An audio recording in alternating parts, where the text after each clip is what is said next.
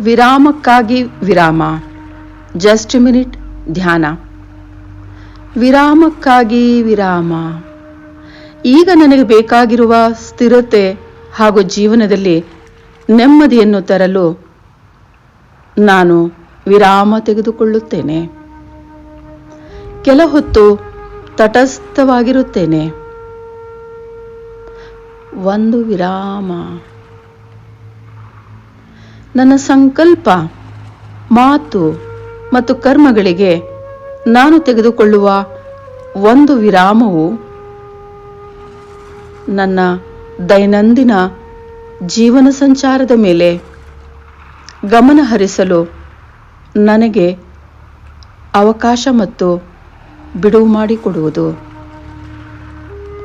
ಈ ವಿರಾಮದಲ್ಲಿ ನಾನು ನಿಜವಾದ ನಾನಾಗುತ್ತೇನೆ ಮತ್ತು ಇಂದಿನ ದಿನವನ್ನು ಪುನಃ ಸ್ಪಷ್ಟವಾಗಿ ರೂಪಿಸುತ್ತೇನೆ. ಒತ್ತಡ, ಗದ್ದಲ, ವ್ಯವಹಾರಗಳನ್ನು ಪರಿಣಾಮಕಾರಿಯಾಗಿ ನಿಭಾಯಿಸುತ್ತೇನೆ. ಈಗ ದಿನವಿಡೀ ಹಲವಾರು ಬಾರಿ ನಾನು ಈ ನಿಶ್ಚಲ ಮೌನದ ವಿರಾಮವನ್ನು ತೆಗೆದುಕೊಳ್ಳುತ್ತೇನೆ.